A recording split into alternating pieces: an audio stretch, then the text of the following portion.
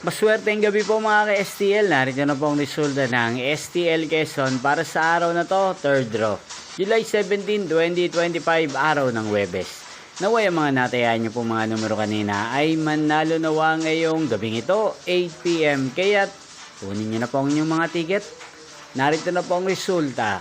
Ang mga numerong nanalo sa STL Quezon ngayong gabing ito, July 17, 2025. 8 PM, third draw. Result 20 at 13 in exact order.